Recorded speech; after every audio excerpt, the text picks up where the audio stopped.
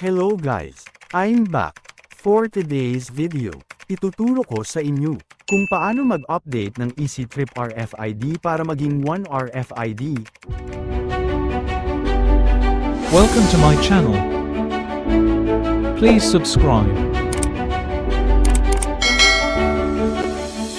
Sa bidyong ito, ay essay share ko lang kung paano magiging 1 RFID ang EasyTrip RFID mo, dahil pwede na nga tayo magpa north to south na biyahe gamit lamang ang isang RFID. Para mangyari yun, kailangan muna natin mag-update ng RFID, nasa sayo na kung ano ang gagamitin mo.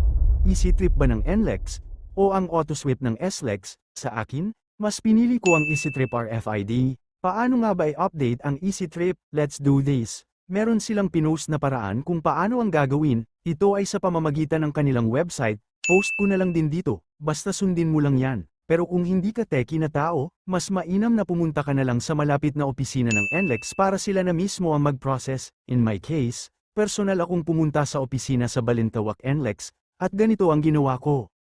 Una, dalhin sa pinakamalapit na opisina ng NLEX ang mga requirements gaya ng ORCR mo, deed of sale, kung hindi pa sayo nakapangalan ng kotse, at yung lumang card ng EasyTrip at AutoSweep mo.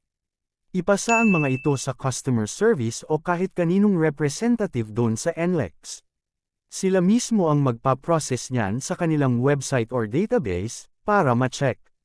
Dahil nga EasyTrip ang i-enroll ko sa 1RFID, isusurrender na din ang AutoSweep card sa kanila, para ma-check din kung may balance pa, na pwede ma-transfer sa EasyTrip mo.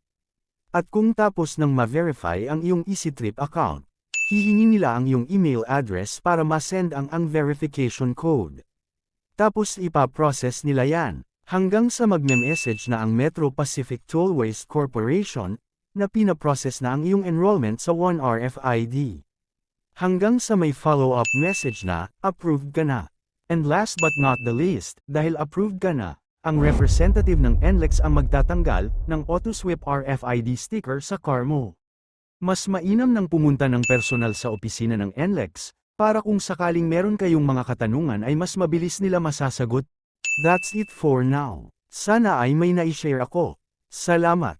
Please subscribe for more. Kaya naman hanggang dito na lang. Hanggang sa muli. Bye-bye.